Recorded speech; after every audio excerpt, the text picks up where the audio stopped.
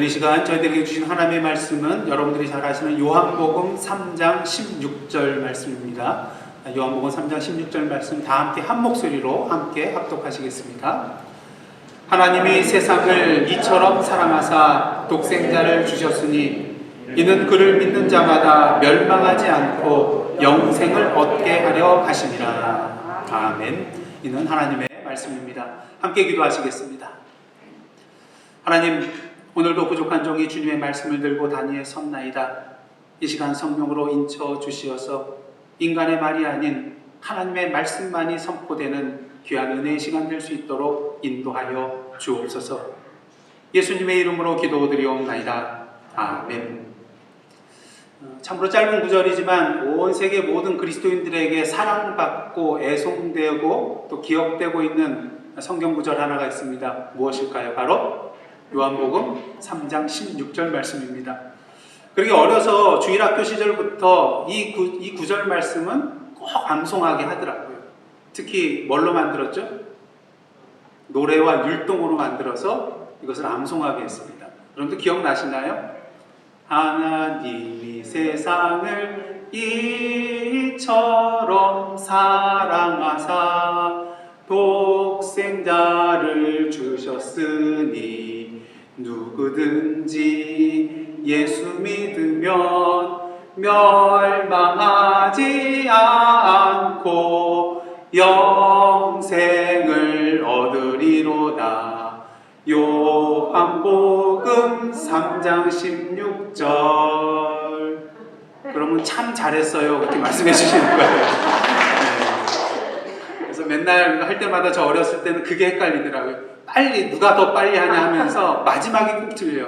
요한복음 3장 16절 이거 하는데 손가락이 잘 안 됐더라고요. 근데 주일학교 때 이 노래를 또 율동을 배운 관계로 평생 잊어먹지 않는 구절이 바로 이 요한복음 3장 16절입니다. 근데 이 구절이 중요한 이유가 무엇일까요? 종교개혁자 마틴 루터가 말한 것처럼 복음서 전체를 축약한 작은 복음에 해당되는 것이 바로 이 요한복음 3장 16절이기 때문인 것입니다. 복음의 핵심을 담고 있는 복음의 엑기스라고 할 수 있는 것이 바로 이 요한복음 3장 16절이기 때문인 것이죠. 그러게 이 요한복음 3장 16절의 복음의 말씀을 전하는 것이 곧 선교라고 할 수가 있는 것입니다. 10월을 맞이하여 저희 교회에서는 선교의 달로 정하여 지키기로 하였습니다. 물론 선교라는 것은 그냥 이 한 달만 하는 것이 아니라 1년 365일 계속해서 해 나가야 할 저희들의 사명이지만 이 기간만큼이라도 하나님께서 우리에게 주신 그 선교의 사명을 다시 한번 기억하고 재결단하고자 하는 마음으로 다시 한번 우리의 선교 현장을 돌아보며 헌신하고자 하는 그러한 마음으로 선교의 달로 정하게 되었습니다. 그런 의미에서 10월 한 달 동안 매주일 하나님의 선교라는 주제를 가지고 함께 말씀을 나눌 때에 다시 한번 선교의 열정에 불을 지피시는 저와 여러분의 의미 있는 복된 그런 시간이 되시기를 간절히 원합니다.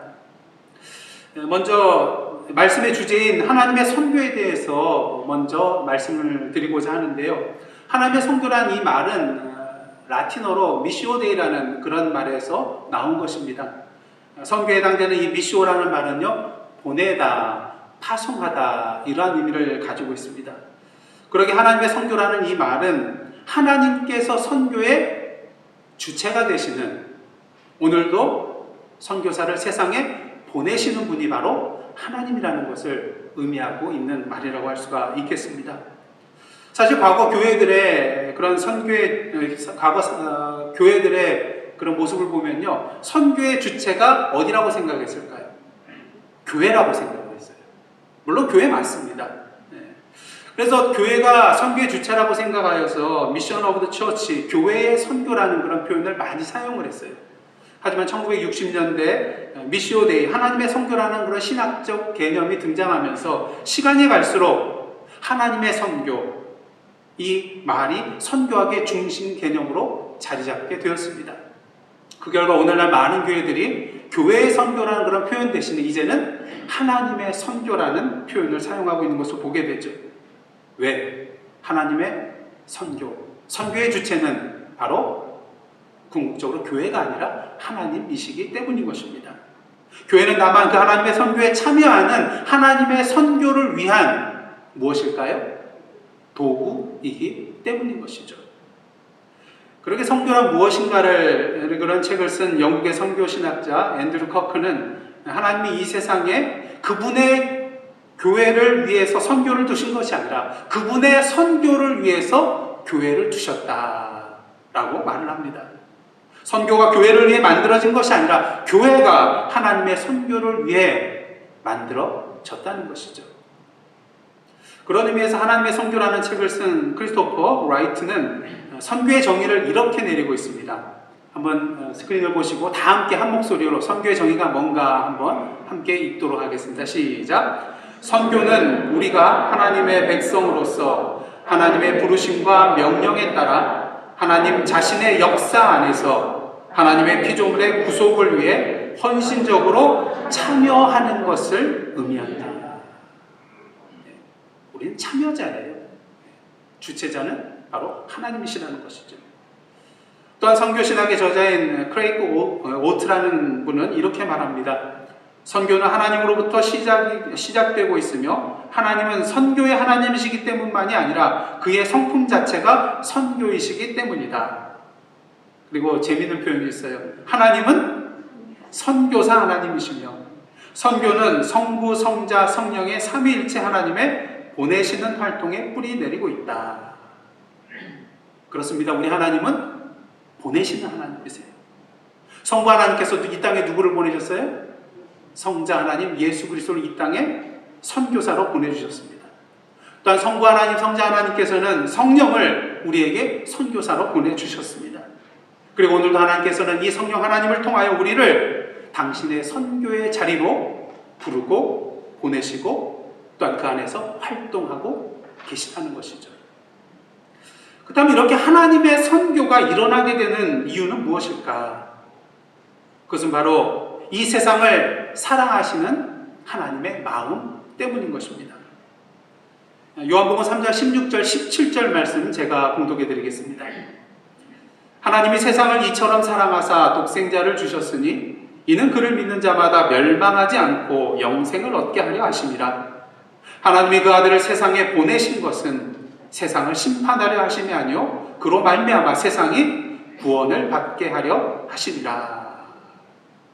근데 이 16절 17절 말씀을 보시면은 믿는 자마다 멸망하지 않고 영생을 얻게 하려 하신다. 또한 하나님께서 아들을 보내신 것은 심판하려 하심이 아니라. 이 표현 속에서 우리는 무엇을 발견하게 됩니까?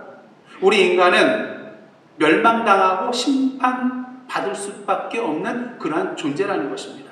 그 이유는 뭐 때문이죠? 우리의 죄 때문인 것이죠. 아시다시피 우리 하나님은 죄에 대하여 죄 없다 하지 아니하시고 그 죄에 대하여 책임을 물으시고 심판하시는 공의의 하나님이십니다. 그러기에 이 세상에 이 하나님의 심판, 그 공의에 대하여 피할 사람은 아무도 없다는 것을 우리는 알아야 되죠. 하지만 우리 하나님은 동시에 어떠한 하나님이십니까? 공의의 하나님은 동시에 또한 사랑의 하나님이시라는 것입니다. 그러기에 우리가 죄로 말미암아서 멸망당하고 심판당할 것을 그대로 내버려 두지 않고 우리에게 구원의 길을 열어주셨던 것이죠. 그 길은 무엇입니까? 누구든지 예수 그리스도를 믿으면 멸망당하지 아니하고 심판의 자리에 서지 아니하고 영원한 생명을 얻게 된다는 것입니다. 하나님께서 이러한 길을 열어주신 이유는 죄에 대한 심판이 이 세상에 대한 하나님의 궁극적인 목적이 아니기 때문인 것이죠. 그리고 무엇보다 하나님은 우리를 뭐 하시는 분이에요? 사랑하시는 분이기 때문인 것입니다. 근데 오늘 본문을 보시면 하나님께서 세상을 이처럼 사랑하셨다고 하고 있습니다. 그렇다면 이 하나님의 사랑은 어떠한 사랑인가요? 우리는 본문 말씀을 통하여 이 하나님의 사랑이 어떠한 사랑인가 두 가지 차원에서 발견하게 되는데요. 그것은 바로 하나님의 사랑의 깊이와 또한 하나님의 사랑의 넓이입니다. 먼저 하나님의 사랑의 깊이입니다. 자신의 독생자 아들을 이 세상에 보내주셨다는 사실을 통해서 우리는 그 하나님의 사랑이 참으로 깊이 있는 사랑이라는 것을 분명히 보게 됩니다. 어떻습니까? 여러분, 다른 사람을 살리기 위해 자신의 자녀의 목숨을 내어줄 부모가 이 세상에 있겠습니까? 그럴 수 없다는 것이죠. 사실 성부 하나님께서 성자 하나님을 십자가에 내어주셨다는 것은 단지 자신의 사랑하는 아들을 십자가에 내어준 차원이 아니라 자기 자신을 십자가에 내어준 것과 같은 것이라고 할 수가 있겠습니다. 그리고 그렇게 할 수 있었던 것은 그만큼 우리를 사랑하셨기 때문인 것이죠. 서울 동작구 흑석동에 있는 그런 베델교회 담임 목회를 하셨던 저희 아버지, 30대 초반에 오른쪽 폐를 드러내는 그런 수술을 하셨습니다. 근데 그곳에 나중에 문제가 생겨서 병원에 입원을 하셨다가 결국 하나밖에 없는 왼쪽 폐에 폐렴이 걸릴 바람에 돌아가시게 되어서 하나님의 부르심을 받게 되었습니다. 폐가 하나밖에 없기 때문에 평소에 항생제를 자주 드셨거든요. 그러다 보니까 내성이 생겨서 더 이상 항생제가 효과를 발휘하지 못했던 것입니다.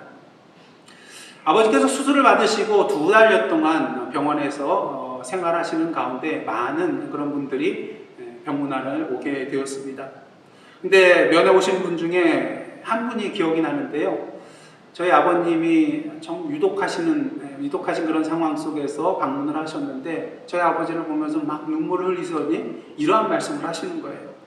목사님, 필요하다면 제 폐를 하나 목사님께 드리겠습니다. 물론 우리에게는 폐가 2개가 있어요. 하나를 떼줘도 생명에 지장이 없습니다. 하지만 생명에 지장이 없을 뿐 사는데 지장이 있어요. 일단 폐가 하나밖에 없으면 산소 공급이 절반으로 줄겠죠. 산소 공급이 줄어들면요, 온 몸에 영향이 가게 되어 있습니다. 특히 뛰려고 해도 뛸 수가 없어요. 빨리 걷기 해도 숨이 차거든요. 왜? 폐가 하나밖에 없으니까. 만약 여러분이라면 다른 사람을 위하여서 자신의 폐 하나를 내어줄 수 있겠습니까? 쉽지 않다는 것이죠. 그렇다면 그분께서 저희 아버지에게 제 폐라도 하나 떼어드리겠습니다, 이렇게 말을 할 수 있었던 이유는 무엇일까요? 그만큼 저희 아버지를 깊이 사랑했기 때문이라는 것입니다. 하나님이 세상을 이처럼 사랑하사 독생자를 주셨으니, 근데 문제는 이 세상이 어떠한 세상입니까? 요한복음 3장 19절 말씀 보시겠습니다. 그 정죄는 이것이니 곧 빛이 세상에 왔으되 사람들이 자기 행위가 악함으로 어떻다고요? 빛보다 뭘 사랑해요? 어둠을 더 사랑한 것이니라.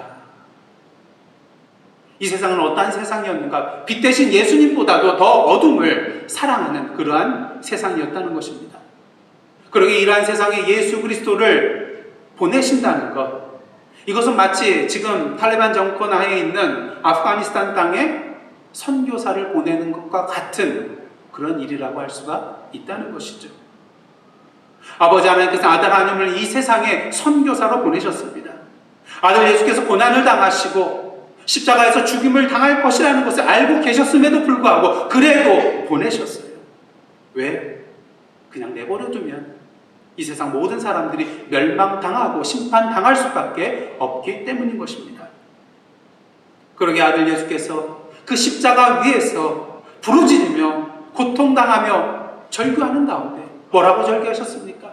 엘리 엘리 라마 사박다니, 나의 하나님 나의 하나님 어찌하여 나를 버리시나이까. 이러한 절규 속에서도 그저 바라만 보시고 침묵하셨습니다.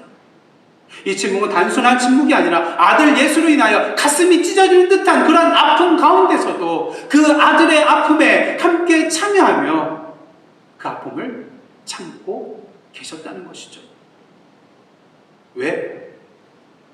그만큼 저와 여러분을 사랑하셨기 때문인 것입니다. 이것이 바로 우리를 향하신, 이 세상을 향하신 하나님의 사랑의 깊이인 것이죠. 사도 요한은 요한일서 4장 9절로부터 10절을 통해서 하나님의 사랑을 이렇게 고백하고 있습니다. 하나님의 사랑이 우리에게 이렇게 나타난 바 되었으니 하나님이 자기의 독생자를 세상에 보내심은 그로 말미암아 우리를 살리려 하심이라. 사랑은 여기 있으니 우리가 하나님을 사랑한 것이 아니요 하나님이 우리를 사랑하사 우리 죄를 속하기 위하여 화목 제물로 그 아들을 보내셨습니다. 우리를 살리기 위하여. 당신의 사랑하는 아들을 화목 제물로 보내셨다는 것입니다. 왜요? 그만큼 우리를 깊이 사랑하기 때문인 것입니다.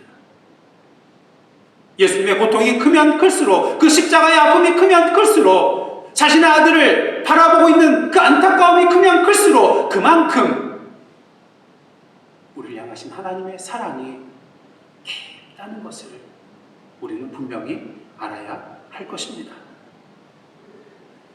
다음으로 하나님의 사랑의 넓이입니다. 하나님이 세상을 이처럼 사랑할 때 쓰인 세상에 해당되는 헬라어는 코스모스라는 그런 단어인데요. 이 단어는 유대인만을 가리키는 것이 아니라 이스라엘 백성만을 가리키는 것이 아니라 이방인까지 포함한 온 인류를 의미하는 단어입니다. 물론 누군가 이런 말을 할 수가 있을 것입니다. 구약 성경을 보았더니 하나님께서, 구약의 하나님은 이스라엘 백성만 사랑하고 이방인들은 사랑하지 않던데요. 언뜻 보기에는 그렇게 보일 수가 있습니다. 하지만 결코 그렇지 않습니다. 크리스토퍼 라이트는 성경 자체가 하나님의 선교 이야기라고 보면서 이러한 말을 하고 있습니다. 현재 성경을 구성하고 있는 글들은 그 자체가 하나님의 궁극적 선교의 산물이며 증거다. 성경은 하나님의 창조 세계 전체를 위해 하나님 나라에 관여하는 하나님의 백성을 통한 하나님의 선교 이야기다. 그러기 이방인까지도 폭넓게 사랑하시는 그 하나님의 사랑을 우리는 구약 안에서도 분명히 발견할 수 있게 됩니다. 그중 대표적인 것이 어떠한 것입니까? 요나서더라고요. 요나서 4장 3절을 보시면 요나가 하나님께 화를 내면서 이러한 기도를 드립니다. 여호와여, 원하건대 이제 내 생명을 거두어 가소서. 사는 것보다 죽는 것이 내게 나음이니이다. 사는 것보다 죽는 것이 낫대요. 자신의 생명을 거두어 가라고 하나님께 기도를 합니다. 여러분, 이런 기도 드려보신 적 있으신가요? 아무리 화가 나도 그렇지 내 생명을 거두어 가옵소서, 이런 기도는 드리지 않게 됩니다. 그만큼 요나가 화가 났다는 거예요. 왜 그랬을까요? 여러분들 아시다시피 하나님께서 당신의 백성, 하나님의 백성이 이스라엘 백성의 원수라고 할 수 있는 그 적대국 아수르의 수도인 어디로 가라고요? 니느웨로 가라고, 그리고 거기에서 멸망을 선포하라고 말씀을 하셨거든요. 근데 막상 거기 가서 그렇게 선포를 했더니 어떻게 됩니까? 그 사람들이 막 회개하는 거예요. 그리고 하나님께서 심판하실 것을 철회를 하십니다. 요나 입장에서는 목숨을 걸고 거기 가서 하나님의 말씀을 전했으면 하나님의 말씀대로 그 성이 무너져야 되는데 왜 그들을 살려주십니까? 기분 안 좋은 거예요. 하나님 왜 마음대로, 하나님 마음대로 이랬다 저랬다 하십니까? 지금 이러한 마음이에요. 사실 이런 요나의 모습에 대해 이 사람 정말 선지자 맞아? 네. 그런 생각을 품을 수도 있겠지만 이해가 되기는 돼요. 우리 한국 사람이 일본 사람 대할 때 어떻습니까? 괜히 당한 거 없이 또 그냥 미워할 때가 많이 있어요. 그냥 일본이라는 그런 이름 때문에. 그래서 스포츠 경기, 뭐 축구나 야구나 또 권투를 할 때 보면 다른 나라 사람한테는 져도 일본 사람한테는 꼭 이겨야 돼요. 만약 일본 사람들한테 지면 다른 나라의 사람들한테 진 것보다도 더 속상하고 울분이 터집니다. 그러게 국가대표 선수들 참 힘들어요. 왜냐하면 다른 경기에 비해서 일본과 경기를 할 때는 꼭 구군이 걸려있는 전투를 하는 것처럼 그러한 마음을 가지고 경기에 임해야 되거든요. 부담감이 이만저만이 아니라는 것입니다. 그래서 조그만 실수를 해서 졌다 할지라면 어떻습니까? 엄청난 비난이 쏟아지거든요. 그래서 우스갯소리로 총 맞아 죽습니다. 무슨 총이요? 눈총 맞아 죽습니다. 요나도 아마 이런 마음이었을 거예요. 사실 요나가 니느웨 성에 가서 하나님의 말씀을 전하여 니느웨 성이 하나님께 구원받았다는 이 소식을 이스라엘 백성들, 자신의 동족들이 듣는다면 어떻게 될까? 이 요나는 뭐가 돼요? 역적이 되는 거예요. 역적. 그런 의미에서 요나의 마음, 그 입장이 화가 난 것이 어느 정도 이해는 됩니다. 하지만 하나님께서 요나에 대해서 뭐라고 말씀하십니까? 네가 성내는 것이 옳으냐? 옳지 않다는 거예요. 이런 하나님의 말씀에 이제 요나가 순종하면 좋을 터인데 또다시 반항을 하기 시작합니다. 니느웨 성 동쪽에다 초막을 짓고요. 그 성읍에 무슨 일이 일어나는가? 하나님이 또 마음을 바꿔서 혹시 무너지지 않을까 하는 마음으로 초막을 짓고 거기서 기다리고 있는 거예요. 이런 요나에게 하나님께서 은혜를 베풀으셔서 뭐가 자라나게 하십니까? 박농풀이 자라나게 하셔서 시원한 그늘을 만들어 주시고 요나는 이에 대해서 기뻐합니다. 하지만 기뻐하는 것도 찰나요. 다음날 새벽에 하나님께서 뜨거운 동풍이 불게 하셔서 이 박농풀이 다 말라 죽게 만듭니다. 요나는 정신이 혼미해집니다. 이 요나가 또다시 하나님 앞에 화를 내면서 불만을 토하는데요. 사는 것보다 죽는 것이 내게 나으니이다. 벌써 두 번째 죽는 것이 낫다고 하나님께 말을 하고 있습니다. 하나님께서 말씀하십니다. 네가 이 박농풀로 말미암아 성내는 것이 어찌 옳으냐. 또다시 옳지 않다고 말씀하고 계세요.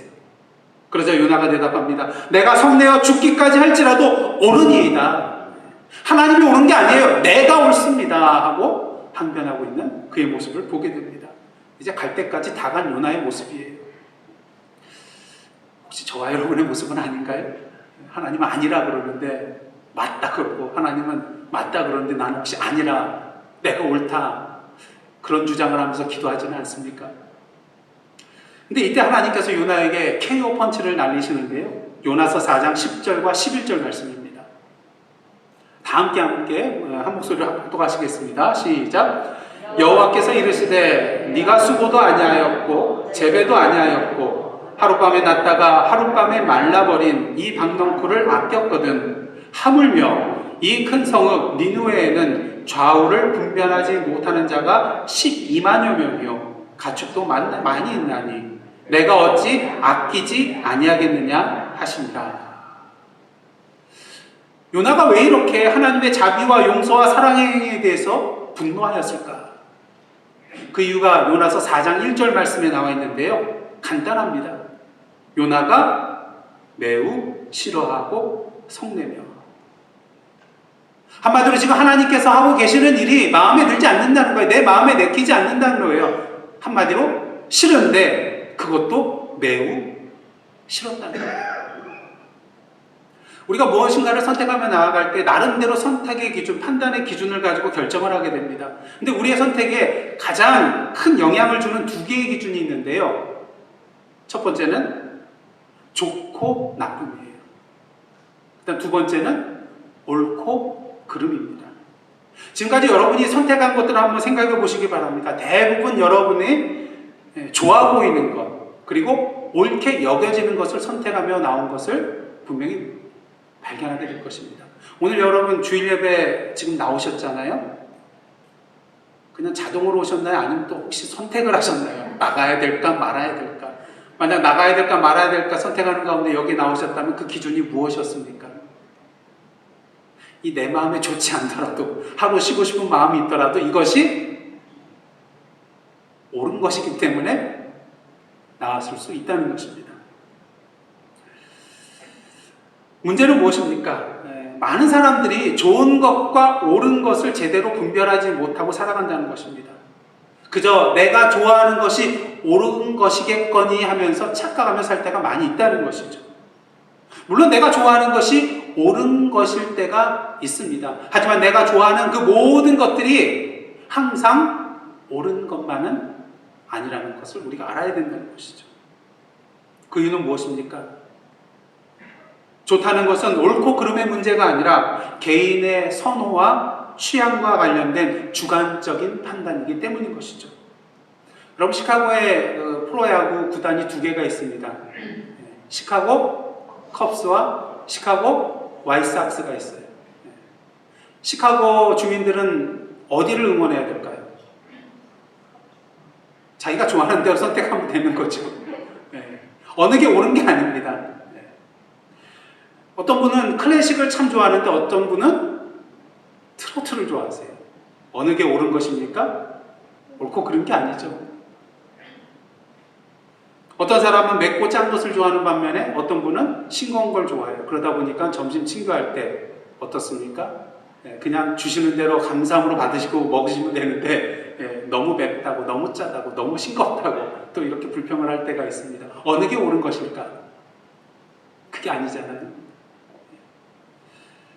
중요한 사실은 내가 무엇을 좋아하든 내가 무엇을 선택했든 간 그것이 모든 사람이 다 따라야 할 옳은 것만은 아니라는 것입니다. 여기서 우리가 분명히 해야 될 것은요, 식당에서 음식을 주문할 때 또 옷에서 마음에 드는 그런 옷을 고를 때 그런 경우에는 뭘 고르면 돼요? 내가 좋아하는 것. 내가 좋아하는 것을 선택하면 됩니다. 왜? 여기에는 옳고 그름이 없기 때문인 것이죠. 하지만 중요한 것, 하나님의 일을 하는 데 있어서는 나의 주관적인 판단과 선호대로 내 마음에 좋은 대로 선택해서는 안 된다는 것입니다.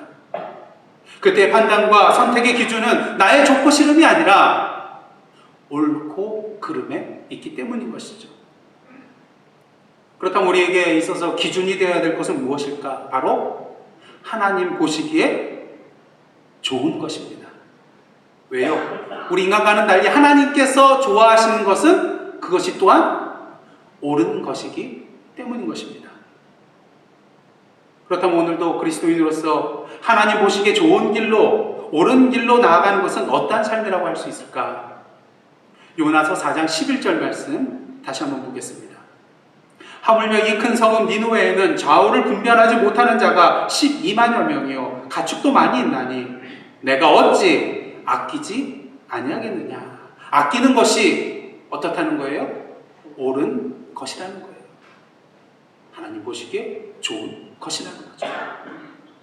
오늘도 하나님께서는 우리가 당신의 이러한 사랑의 마음을 품기를 원하고 계십니다. 오늘 이 지구촌을 한번 바라보시기를 원합니다. 좌우를 분별하지 못하는 자가 12만이 아니라 수십만, 수백만, 수천만, 아니 수십억 명의 사람들이 있다는 것입니다. 아직도 복음이 제대로 전달되지 못하는 그러한 미전도 종족이 있습니다. 미전도 종족이라는 것은요, 영어로 unreached people이라는 그런 말을 쓰는데요. 말 그대로 복음이 닿지 못한, 복음이 이르지 못한 종족을 말하는 것입니다. 근데 보통 정말 하나도 복음이 전해지지 않은 그런 종족을 얘기하기도 하지만 보통은 한 전체 복음화율이 2% 미만으로서 스스로 전달 능력이 없어서 외부로부터 선교 지원을 받아야 하는 그런 종족에 대해서 보통 우리가 미전도 종족이라고 그렇게 표현을 하게 됩니다. 그런데 작년 2020년 한 통계에 의하면요, 이러한 미전도 종족은 7,400여 개의 종족으로서 세계 인구의 42%, 약 32억 명으로 추산이 된다고 합니다. 특히 이러한 미전도 종족은 한번 그림 한번 보여주시기를 원합니다. 텐포리 창이라는 것이 있어요.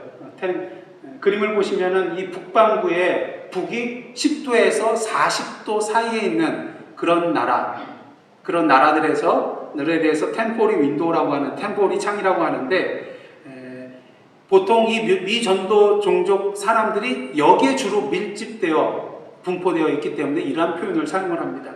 근데 이 지역 사람들을 주로 보면요, 이슬람, 그다음 힌두이즘, 부디즘, 그다음 정령 숭배를 하는 이런 사람들이 많이 있는 것을 보게 됩니다.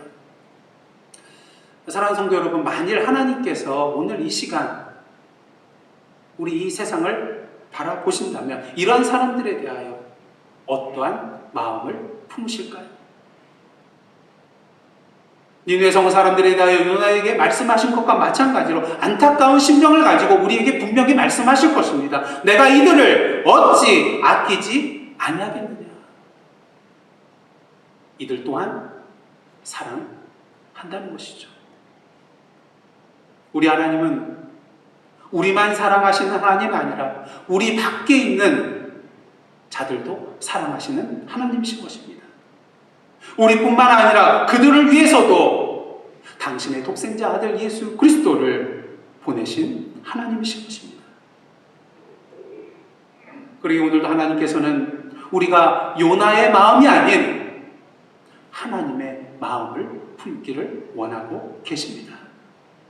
우리가 가지고 있는 우리 눈에 보이지 않는 그 경계선을 허물고 이것을 뛰어넘어 우리 밖으로 나아가라는 것입니다. 왜요? 하나님의 성교라는 것은 우리의 좋고 싫음의 문제가 아니라 하나님 보시기에 옳고 그름의 문제이기 때문인 것이죠. 하나님의 사랑의 마음을 품고 오늘도 이 세상에 나가 복음을 전하는 것이 마땅히 우리가 해야 할 일, 우리의 사명이기 때문인 것입니다. 하나님 보시기에 좋은 일, 옳은 일이라는 것이죠.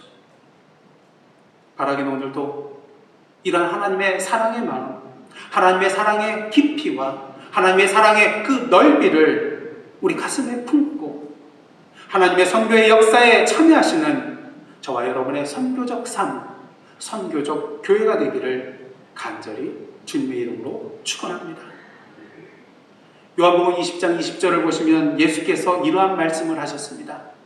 다 함께 읽겠습니다. 시작. 아버지께서 나를 보내신 것 같이 나도 너희를 보내노라.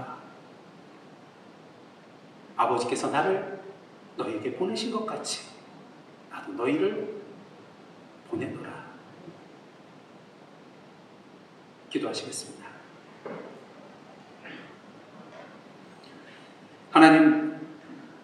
하나님의 사랑의 마음을 가슴에 품게 하옵소서.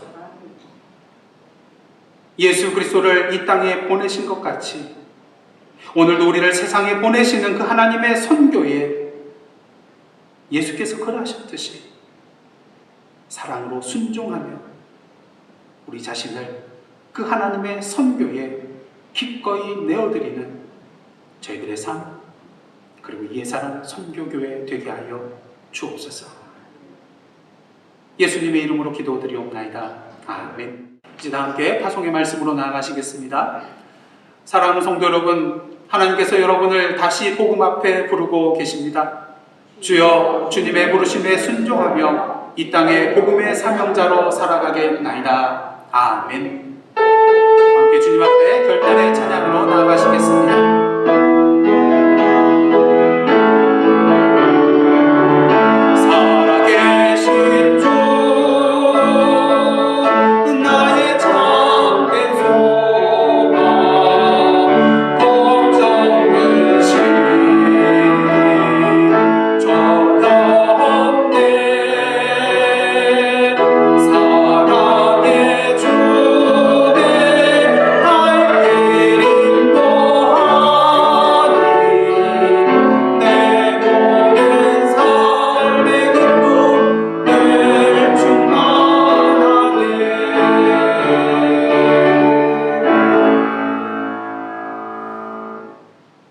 이제는 우리 구주 예수 그리스도의 은혜와 하나님 아버지의 크신 사랑과 성령님의 감동과 교제케 하시는 역사가 오늘도 이 세상을 사랑하시어 당신의 독생자 예수 그리스도를 이 땅에 보내어 주셔서 우리에게 영원한 생명의 길을 허락하신 그 하나님의 사랑을 본받아 오늘도 보내심을 받은 자로서 오늘의 선교사로서 이 세상에 나아가 주님의 그 참된 사랑과 생명을 선포하며 나아가기로 결단하는 하나님의 선교의 백성들과 그 삶의 터전 위에 나라와 민족과 이 미국 땅과 선교지와 온 세계와 그리고 저희들의 기도 제목 위에 이제로부터 영원토록 함께 계시옵기를 간절히 축원하옵나이다. 아멘.